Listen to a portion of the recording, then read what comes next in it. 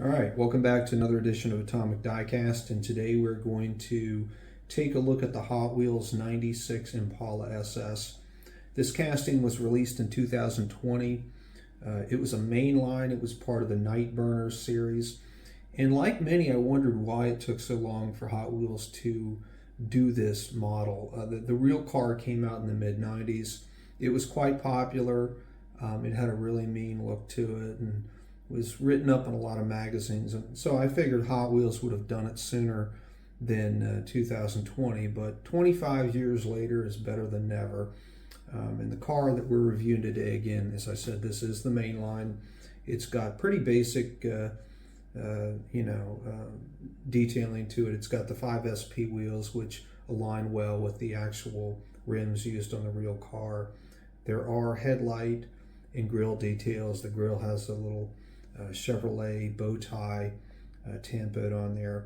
The sides, in the spirit of the real car, are very, very basic. There's only the Impala logo, and then there's also the Impala script with the SS acronym on the rear. The SS, of course, stands for Super Sport. There are no taillight details, which I think is a shame, but again, since this is a main line, we only get 3 sides in terms of tampoing, so it is what it is. The black paint's pretty good. Gloss black is always tough because it shows every little imperfection. So if there's any problem with the casting, such as pinholing or anything like that, it shows up. But this one's good. I mean, it's not perfect. If you hold it to the light, you can see it's got a little bit of a little ripple to it, but it for a dollar car, I think they did a good job.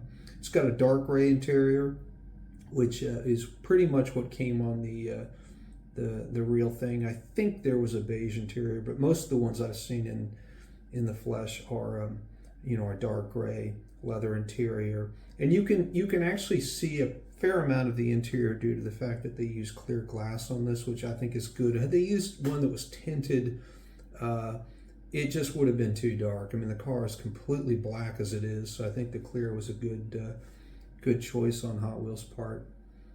The black plastic base is pretty standard. We don't get metal on metal with a main line.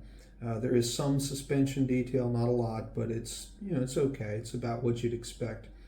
Now, this casting, as I said, came out in 2020. They have done a few since, but not many. I'm hoping that we'll see more. The second one that they did was in 2021. It was a fire and rescue car. It was in white with red graphics, and it was okay. It had black rims,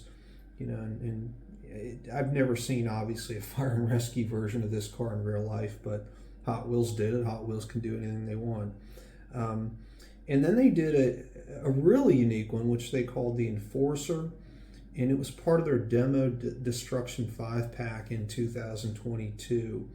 And it was black, and it had white, I don't know really what to call it, white sections with the word Enforcer that were weathered, where the paint had actually kind of come off, I guess, and being a demolition car, it makes sense. It would get scratched up or beat up. And then the last one that they've done, which I don't have yet, I really do want to get one, I just don't know why I haven't yet, is the 2023 Boulevard series. And this one's perfect. I mean, it has full detailing, it has rubber tires, it's got very large chrome 5-spoke wheels, which are pretty damn close to the real thing. Hot Wheels has never been able to exactly mimic a wheel. It's tough on something that's a 1/64 scale, but the Boulevard series was pretty much spot on. So a little about the actual car. These were produced between 1994 and 1996, and essentially what they were was a monochrome minimal trim Caprice. They did put an LT1 V8 from the Corvette in it. They lowered the car. They put a stiffer suspension in it. Now, the motor was detuned a bit. It made 260 horsepower versus what I think was 300 horsepower for the mid-90s with the Corvette. But to get the power that they got, they basically used tuned cast iron heads and they installed a cam which built a little more low-end torque, and you would need that for a car that weighs well over 4,000 pounds. Now, the motor that we had all hoped to see in this car, and when I say hope to see, in 1992, GM did a prototype of this, and they took it to car shows, and it had a monster 8.2 liter, 500 plus cubic inch engine.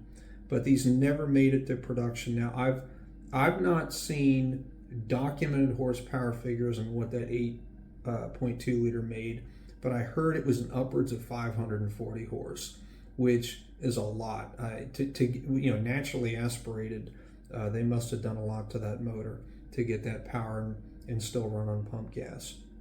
The cars had a floor-mounted shifter in 1996. For 94, 95, they did a column shift, which I think a lot of people balked at. So for the last year production, GM put it on the floor.